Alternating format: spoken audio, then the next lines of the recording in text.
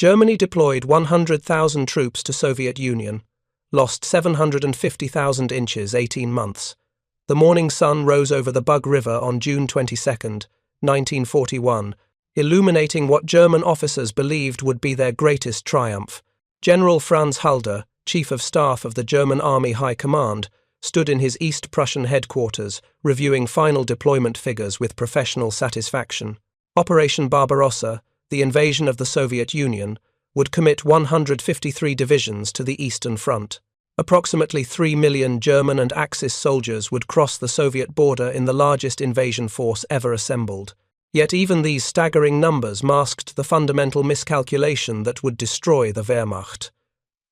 German military planning was built on a foundation of contempt. The Soviet Union, they believed, was a hollow giant. Its army was poorly led, its soldiers unmotivated, its industrial base primitive. Nazi racial ideology reinforced these military assessments. Slavs were classified as subhuman in the carefully constructed hierarchy of Aryan superiority. How could such inferior people possibly resist the German military machine? This was not casual prejudice expressed only in propaganda. This was the core assumption driving operational planning at the highest levels of German command. Before we jump back in, tell us where you're tuning in from, and if this story touches you, make sure you're subscribed because tomorrow I've saved something extra special for you. Hitler himself had declared his intentions with brutal clarity. On March 30th, 1941, nearly 3 months before the invasion, he addressed his senior military commanders at the Reich Chancellery in Berlin. The speech lasted 2.5 hours. General Halder recorded the key points in his diary that night. The coming war in the East would not be a conventional military campaign. It would be a war of extermination. The communist intelligentsia must be eliminated. The struggle would be conducted with unprecedented, unmerciful, and unrelenting harshness. Any German soldier who broke ranks or failed to execute orders would be dealt with severely. Most significantly for military planning, Hitler declared that the campaign must be completed before winter. The entire Soviet military apparatus would collapse within 8 to 12 weeks once German forces crossed the border. Stalin's regime, he insisted, was so weak, so rotten at its core, that one good kick would bring the whole structure tumbling down. This was not Hitler ranting in isolation. The German military establishment largely shared his assessment. Intelligence reports from the Abwehr, Germany's military intelligence service, reinforced the narrative of Soviet weakness. Wehrmacht officers studied Soviet performance in the Winter War against Finland. From November 1939 through March 1940, the Soviet Union had committed over 1 million men against Finland's 350,000 defenders. The results seemed to confirm every German prejudice about Soviet incompetence. Soviet casualties exceeded 300,000 killed, wounded, or captured. Finnish casualties numbered approximately 70,000. Soviet armored tactics were clumsy. Soviet infantry attacks were poorly coordinated. Soviet command structure appeared rigid and bureaucratic. The Red Army eventually overwhelmed Finland through sheer weight of numbers, but the cost seemed to validate German contempt. If tiny Finland could inflict such disproportionate casualties on Soviet forces, what could the Wehrmacht accomplish? The German military possessed superior training, better equipment, more flexible doctrine, and operational experience gained through victories in Poland, France, and the Balkans. Soviet performance in Finland suggested that even modest German forces could achieve dramatic success against numerically superior Soviet armies. German planners developed detailed operational plans based on these assumptions. Army Group North would drive through the Baltic states toward Leningrad. Army Group Center would advance directly toward Moscow through Byelorussian. Army Group South would sweep through Ukraine toward Kiev and the industrial centers of the Donbass region. Each army group possessed sufficient strength to accomplish its mission, provided that Soviet resistance collapsed as predicted. The entire campaign was scheduled to conclude by autumn 1941. German logistics were planned accordingly. The Wehrmacht would capture Soviet supplies, especially food and fuel, to sustain the advance. Soviet rail lines would be converted to German gauge to facilitate supply. Soviet factories would be captured or destroyed before they could contribute to sustained resistance. The speed of advance would prevent Soviet forces from organizing effective defensive positions. German armor would encircle and destroy Soviet armies in massive battles of annihilation close to the border. Mobile operations would prevent Soviet forces from trading space for time. The key to success lay in maintaining momentum, in never allowing Soviet forces to consolidate, in keeping them off balance and retreating until they simply disintegrated. This operational concept assumed that Soviet forces would behave like the French army had in June 1940. They would retreat in confusion. Their command structure would break down. Their soldiers would surrender in massive numbers once they recognized the futility of resistance. The entire Soviet state would collapse once Stalin's apparatus of terror lost its grip on the population. Franz Halder embodied this confident planning. A career staff officer with a reputation for methodical preparation, he had overseen operational planning for every major German campaign since Poland. His experience told him that modern warfare was primarily a mathematical problem: calculate force ratios correctly, maintain supply lines efficiently, coordinate combined arms effectively, and victory would follow with mechanical predictability. The Soviet Union represented the largest problem he had ever confronted, but the mathematics seemed favorable. German intelligence estimated total Soviet strength at approximately 200 divisions. German forces, including Finnish and Romanian allies, would field nearly 200 divisions for Barbarossa. This rough parity at the strategic level was misleading. German divisions were superior in training, equipment, and leadership. German doctrine emphasized mobile warfare, rapid decision-making, and combined arms coordination. Soviet doctrine, as far as German intelligence understood it, emphasized rigid adherence to centralized control. Soviet officers feared Stalin's purges more than they feared the enemy. Initiative was punished if it deviated from orders.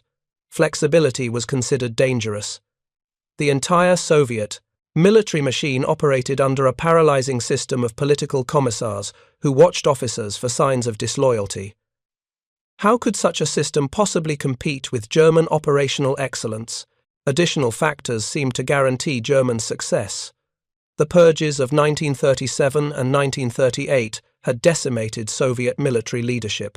Stalin had executed or imprisoned tens of thousands of experienced officers, including 3 of 5 marshals of the Soviet Union, 13 of 15 army commanders, 57 of 85 corps commanders, and 110 of 195 divisional commanders. The Red Army of 1941 was led largely by hastily promoted officers lacking adequate training or experience. German officers studied this data with satisfaction. They would be fighting an army whose leadership had been systematically destroyed by its own government. The Soviet Air Force presented similar vulnerabilities. German intelligence estimated Soviet aircraft strength at approximately 10,000 planes. The numbers seemed impressive until German analysts examined aircraft types and pilot training. Most Soviet aircraft were obsolete designs. The iconic I-16 fighter, while maneuverable, could not match German Messerschmitt Bf 109 seconds in speed or armament. Soviet bomber designs were outdated. Soviet pilot training was rushed and superficial compared to the rigorous German program. The Luftwaffe, fresh from victories over Poland, France, and Britain, would achieve air superiority quickly. Soviet aircraft would be destroyed on the ground in the opening hours. Soviet pilots who managed to take off would be shot down by German aces, who possessed overwhelming advantages in experience and aircraft quality. Soviet armor presented a more complex picture. German intelligence knew that the Soviet Union possessed large numbers of tanks. Some estimates suggested Soviet tank strength exceeded 20,000 vehicles. This seemed impossible, surely an exaggeration designed to intimidate potential enemies. Even if accurate, German planners dismissed Soviet numerical superiority in armor as irrelevant. Quantity meant nothing without quality. Most Soviet tanks were light models like the T-26 and BT-7, adequate for infantry support, but vulnerable to German anti-tank weapons. Soviet tank doctrine, as far as German intelligence understood it, emphasized massed frontal assaults, rather than the sophisticated combined arms coordination that characterized German panzer operations. Soviet tanks would be destroyed in large numbers by superior German tactics, even if Soviet numerical strength was genuine. German confidence extended to the economic dimension of warfare. The Soviet Union was economically backward, still recovering from forced collectivization that had killed millions through famine.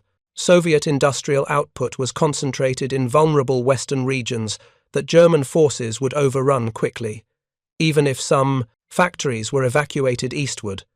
Soviet industrial capacity could never match German production, especially when combined with the industrial resources of occupied Europe. Germany controlled French factories, Belgian steel mills, Czech armament plants, and Romanian oil fields. The economic weight of Fortress Europe would crush the primitive Soviet economy.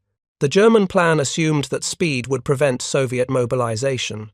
If the Wehrmacht could destroy Soviet forces west of the Dwina and Dnieper rivers within the first 6 weeks, Stalin would lack the military forces necessary to defend the industrial heartland. Moscow would fall by September.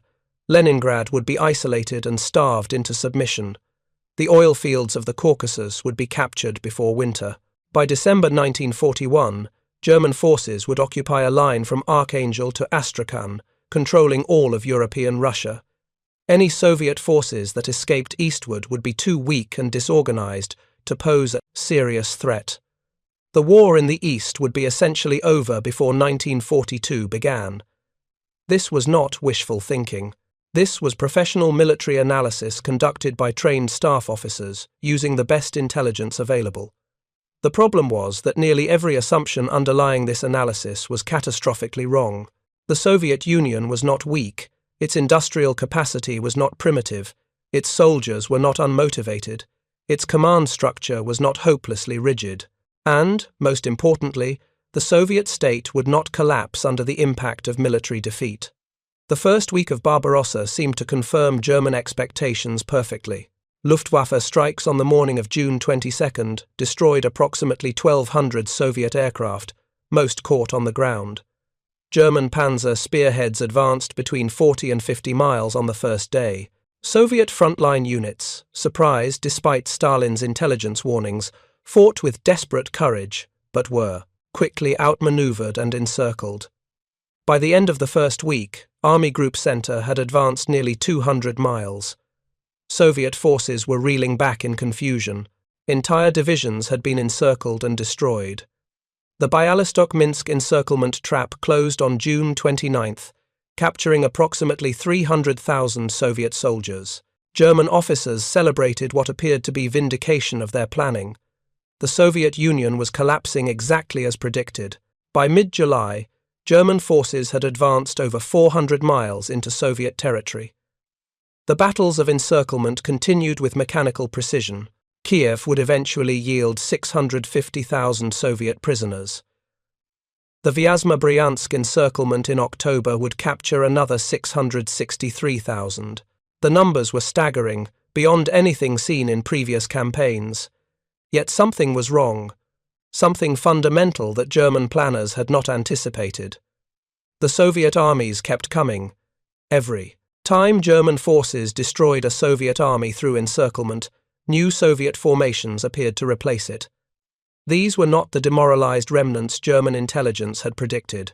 These were fresh divisions, adequately equipped, determined to fight. Where were they coming from? How could the Soviet Union replace losses on this scale? German intelligence had estimated total Soviet strength at approximately 200 divisions. By August, German forces had encountered evidence of over 300 Soviet divisions. By September, that number had climbed past 360. By December, German intelligence identified over 400 Soviet divisions, more than double the initial estimate. Each destroyed Soviet army was replaced by another. The mathematics that had seemed so favorable in June were becoming nightmarish by autumn. German logistics began to crack under the strain of sustained advance over vast distances. The Wehrmacht had prepared for an 8 to 12 week campaign. By September, the campaign had lasted over 3 months with no end in sight. German vehicles required maintenance that could not be performed adequately under field conditions. Soviet rail lines, destroyed during retreat, could not be repaired and converted to German gauge fast enough to sustain advancing armies. German horses, tens of thousands of them hauling supplies because the Wehrmacht never possessed sufficient motor transport, died from exhaustion and inadequate feed. The distances were simply too great. The Soviet Union was too vast. The German army was discovering that operational excellence could not overcome logistical reality when advancing hundreds of miles beyond rail lines through territory deliberately devastated by retreating defenders. Preparing and narrating this story took us a lot of time, so if you are enjoying it, subscribe to our channel, it means a lot to us. Now, back to the story. The weather turned in October. Rain transformed Russian roads, already primitive by German standards, into rivers of mud.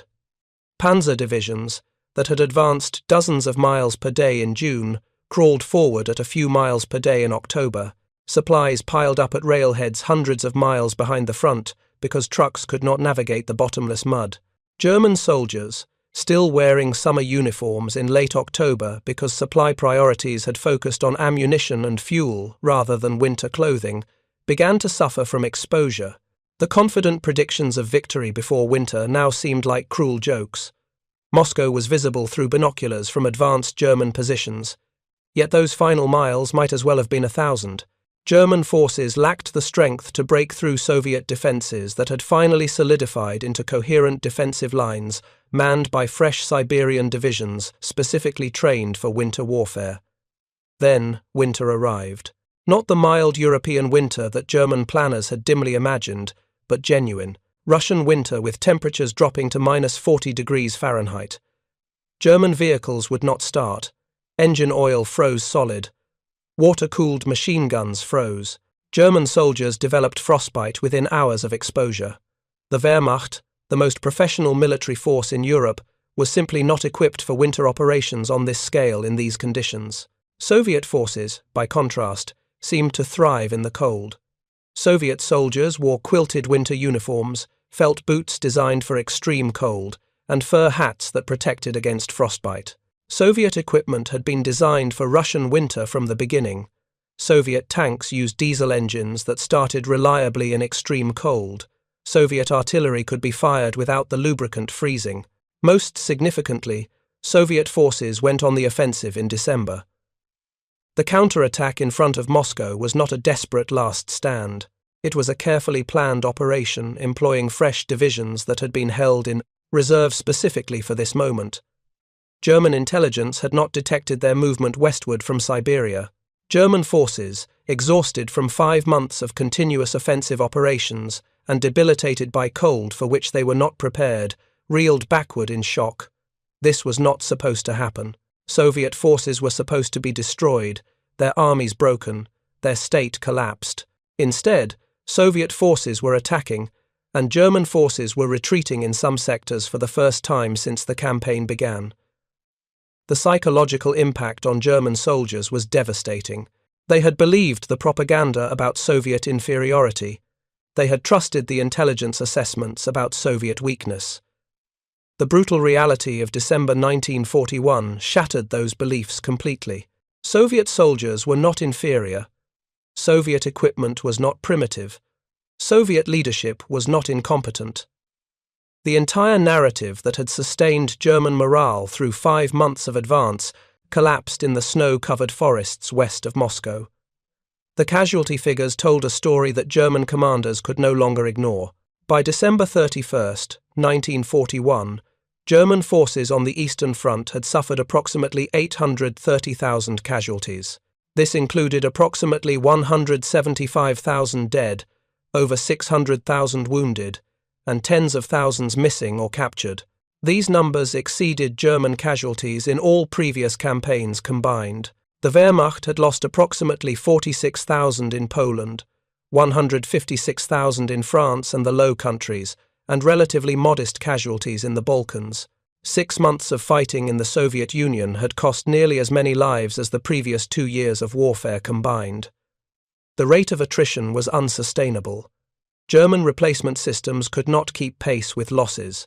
Divisions that had begun Barbarossa at full strength were operating at 60 or 70% of O's authorized manpower by December.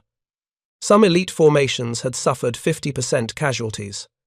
The Panzer divisions, Germany's elite striking force, were particularly depleted. Tank losses exceeded expectations by massive margins. German planning had anticipated losing approximately 40% of tanks to combat damage and mechanical breakdown during the campaign. By December, German armour strength on the Eastern Front had declined by over 70% from June 22 levels. Approximately 3,000 tanks had been committed to Barbarossa. Fewer than 900 remained operational by year's end. This was not a sustainable loss rate. German tank production in 1941 totaled approximately 3,700 vehicles. This output was barely sufficient to replace Eastern Front losses, leaving nothing for other theatres or strategic reserves. Soviet tank production in 1941 exceeded German output significantly. Despite losing vast industrial regions to German occupation, despite evacuating hundreds of factories eastward in chaotic conditions, Soviet industry produced approximately 6,600 tanks in 1941. This included over 3,000 T-34 medium tanks, a design that shocked German tank crews when they first encountered it in combat. The T-34 combined sloped armour that deflected German anti-tank rounds, a powerful 76mm gun capable of destroying any German tank at normal combat ranges, and wide tracks that provided excellent mobility on soft ground. German tankers who had confidently engaged Soviet tanks in June were reporting by July that standard German anti-tank weapons were ineffective against T-34 frontal armour.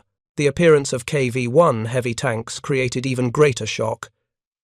These 47-ton monsters mounted similar armament to the T-34, but carried armour up to 75mm thick.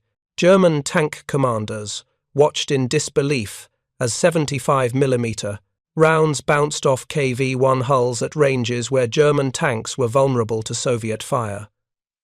The Wehrmacht had entered the Soviet Union with qualitative superiority in tanks. By autumn, that superiority had evaporated.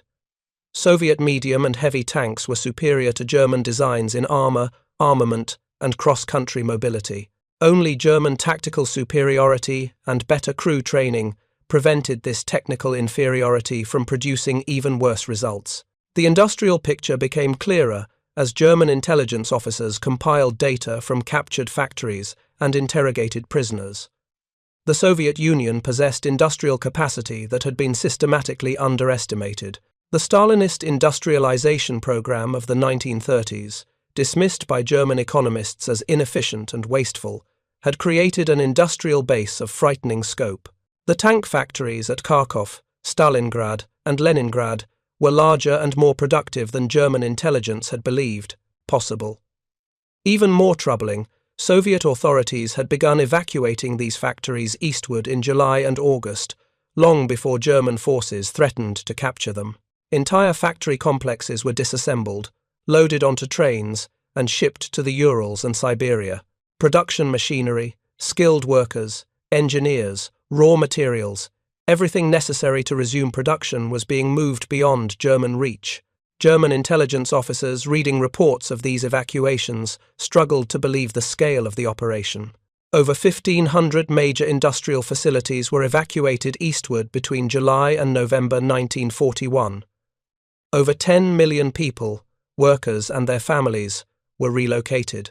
The logistical achievement was staggering, accomplished simultaneously with fighting a desperate defensive campaign against German invasion. By December, evacuated factories were beginning production in their new locations. Soviet industrial output, which had collapsed in the chaotic months of July through September, began recovering. Tank production resumed, artillery production accelerated, ammunition manufacturing expanded. The Soviet Union was demonstrating industrial resilience that German planning had never anticipated.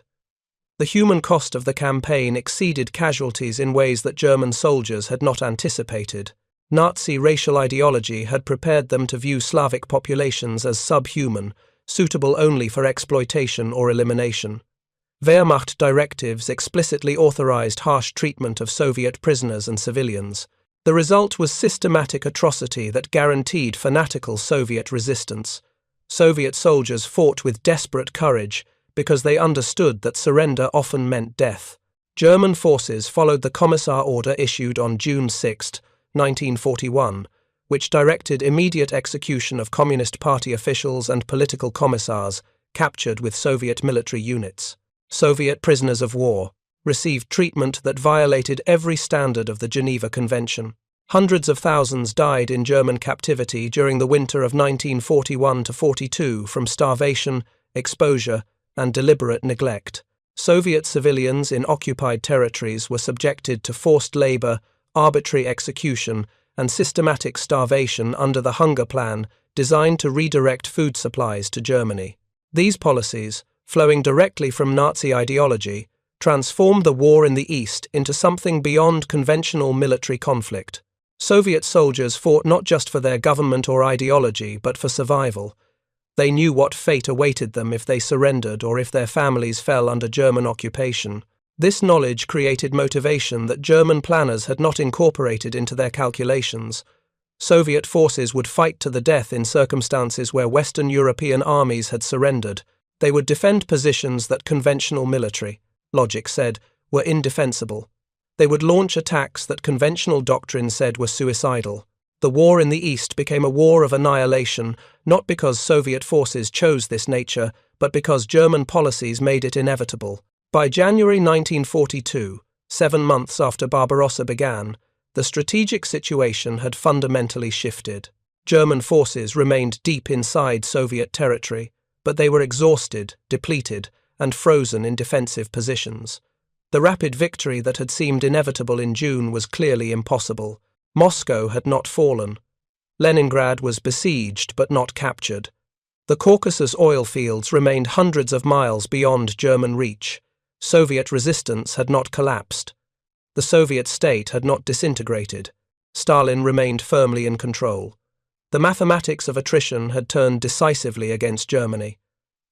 Franz Halder, reviewing casualty reports and supply statistics in his headquarters, understood that the campaign had failed to achieve its strategic objectives. The Wehrmacht had won spectacular tactical victories, captured millions of prisoners, advanced further into enemy territory than any army in modern history. Yet strategic victory remained elusive. The Soviet Union was still fighting. Soviet industry was still producing. Soviet armies continued appearing at the front no matter how many were destroyed. The confident assumptions of June 1941 had collided with brutal reality by January 1942, and reality had won decisively. The spring and summer of 1942 brought renewed German offensive operations, but these were fundamentally different from Barbarossa. The Wehrmacht lacked strength to attack along the entire front. Army Group South would drive toward the Caucasus oil fields, while other sectors remained defensive. This was no longer a campaign to destroy the Soviet state through rapid paralysis. This was an attritional struggle for specific economic objectives that Germany desperately needed. The campaign toward Stalingrad epitomized the changed character of the war. What began as an operation to seize a major industrial city on the Volga River became a brutal urban battle that consumed German strength without achieving strategic breakthrough. By November 1942, German forces were locked in house-to-house fighting inside Stalingrad, exactly the kind of attritional combat that German doctrine sought to avoid. The operational flexibility that had characterized the Wehrmacht in France had disappeared in the grinding warfare of the Eastern Front.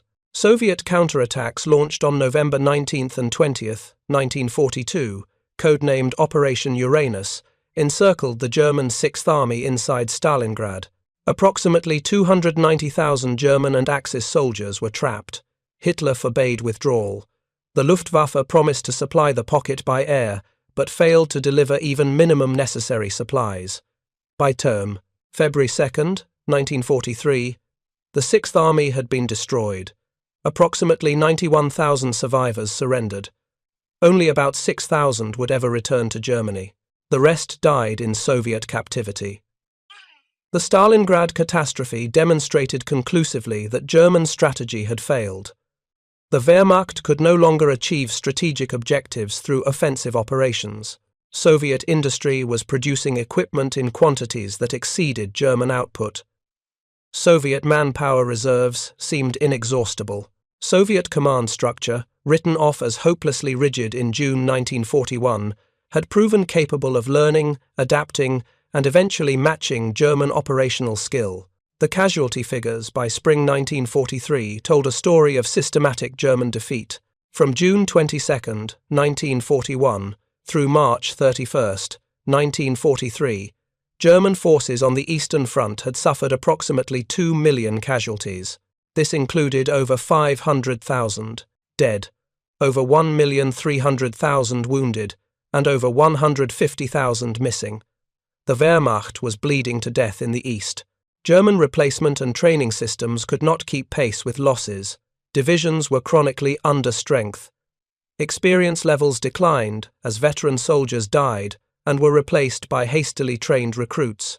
Equipment losses exceeded production capacity.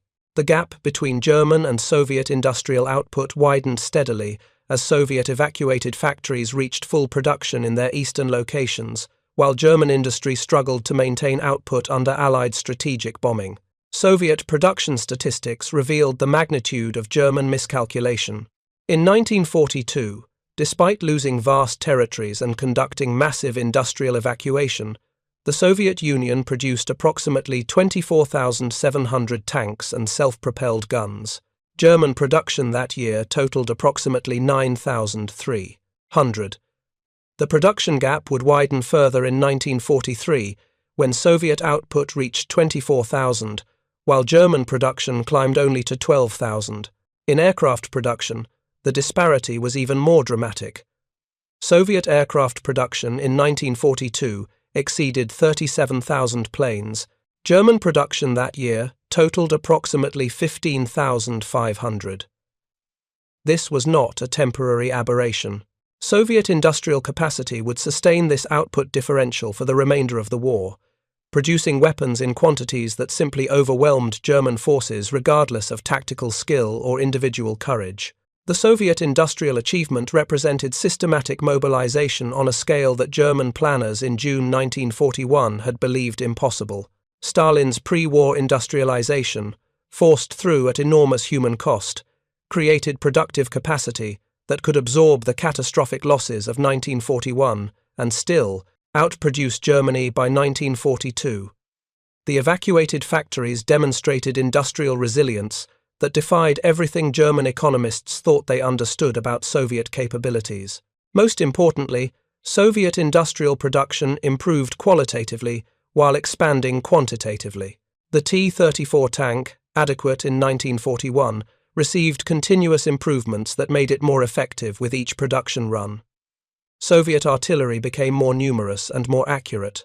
Soviet aircraft designs improved steadily, eventually matching German types in most performance categories. The human dimension of Soviet resistance proved equally impossible for German forces to overcome. Soviet soldiers in 1943 were not the confused, poorly led troops of June 1941. They had learned through bitter experience how to fight the Wehrmacht effectively. Soviet junior officers and NCOs had gained tactical competence through survival. The survivors of 1941's disasters were now experienced combat leaders. Soviet doctrine evolved to emphasize artillery support, combined arms coordination, and operational depth that mirrored German methods while exploiting Soviet advantages in numbers. The Red Army of 1943 retained the courage and determination of 1941, but added tactical and operational skill that made it increasingly effective.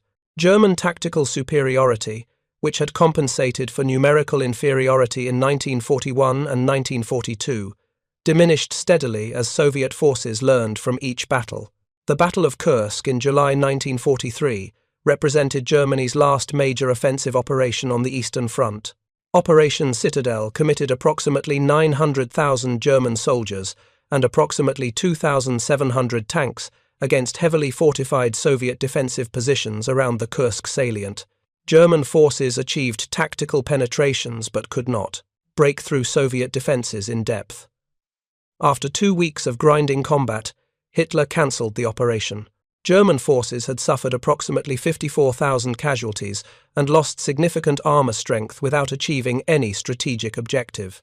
Soviet casualties were higher, but Soviet replacement capacity ensured that losses could be made good. German losses were irreplaceable. From August 1943 onward, German forces were permanently on the defensive in the east. Soviet offensives drove German armies steadily westward. The liberations of Kiev, Minsk, and Vilnius marked stages in systematic Soviet advance. By January 1944, Soviet forces had liberated most occupied Soviet territory and were approaching the pre-war borders. The 18 months from June 1941 through December 1942 had cost Germany approximately 750,000 dead on the Eastern Front. This figure represented only combat deaths and did not include those who died of wounds, disease, or other causes. Total casualties, including wounded and missing, exceeded 2.5 million. The Wehrmacht had effectively destroyed itself in futile attempts to defeat an enemy it had fundamentally misunderstood.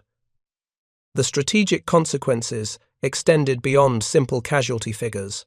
Germany had committed its finest divisions, most experienced officers, and best equipment to the Eastern Front.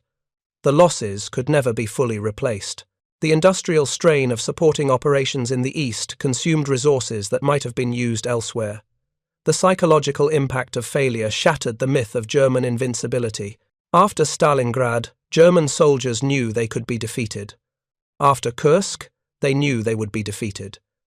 The underlying causes of German failure went beyond simple miscalculation of Soviet strength. Nazi ideology had created systematic blindness to reality. The racial contempt that colored all German analysis of Soviet capabilities prevented objective assessment. German intelligence officers literally could not believe accurate reports of Soviet industrial capacity because those reports contradicted ideological certainty about Slavic inferiority. German planners dismissed evidence of Soviet military competence as aberrations rather than recognizing patterns. German leaders rejected advice that contradicted their worldview, regardless of how well that advice was supported by evidence.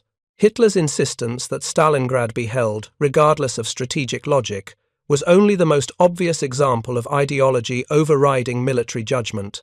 The entire campaign was shaped by assumptions rooted in racial theory rather than realistic assessment. The belief that the Soviet state would collapse quickly was based on Nazi conviction that Slavic peoples could not sustain organized resistance, not on analysis of Soviet political structure or popular support for Stalin's government. The assumption that Soviet industrial capacity was primitive was based on contempt for communist economic planning, not on objective evaluation of Soviet production statistics. The certainty that Soviet soldiers would surrender in mass was based on racial theories about inferior peoples lacking fighting spirit, not on assessment of motivational factors or military culture. Every foundational assumption of Barbarossa was shaped by ideology that prevented German leadership from recognizing Soviet strengths or German vulnerabilities. The result was strategic planning divorced from reality, operational objectives that could not be achieved, and tactical execution that, despite frequent brilliance, could not compensate for fundamentally flawed strategy. The war in the East consumed Germany's military power and ensured ultimate defeat regardless of what happened on other fronts. The 18 months from June 1941 through December 1942 represented the critical period when this outcome became inevitable. German forces in that period transitioned from confident invaders, expecting rapid victory, to exhausted defenders, struggling to hold positions against Soviet counteroffensives. The 153 divisions that crossed the Soviet border in June 1941 were the finest military force Germany possessed. By December 1942, those divisions existed only on paper. The actual combat units bore little resemblance to their June 1941 strength. The soldiers who stared in shock at endless waves of Soviet infantry and armor in December 1941 had learned that propaganda was a poor substitute for truth, that racial theories could not defeat industrial capacity, and that contempt for one's enemy was a fatal weakness in warfare. The German soldiers who survived the winter of 1941-42 carried physical and psychological scars that would never fully heal. Lieutenant Heinrich Harpe, a medical officer with the 6th Infantry Division, recorded his experiences in a memoir that captured the transformation of German attitudes toward their Soviet enemy. In June, he had crossed the Bug River, confident that the campaign would be over by autumn. By December, he was amputating frozen limbs from soldiers who had been told winter uniforms were unnecessary because the war would be won before cold weather arrived. His unit had begun Operation Barbarossa with 3,500 men. By February 1942, fewer than 800 remained fit for duty. The rest were dead, wounded, missing, or hospitalized with frostbite and disease. This was not an isolated experience. Every German division on the Eastern Front told similar stories of catastrophic attrition. The statistical reality of German losses revealed patterns that military historians would study for decades. The Wehrmacht suffered higher casualty rates on the Eastern Front than in any previous campaign. In France, during May and June 1940, German forces had suffered approximately 156,000 casualties while destroying French, British, Belgian, and Dutch armies and conquering territory from the English Channel to the Swiss border. The campaign lasted 6 weeks and resulted in total German victory. In the Soviet Union, during the first 6 weeks of Operation Barbarossa, German forces suffered approximately 400,000 casualties. This was nearly 3 times the French campaign rate, despite supposedly fighting an inferior enemy. The disparity became more dramatic over time.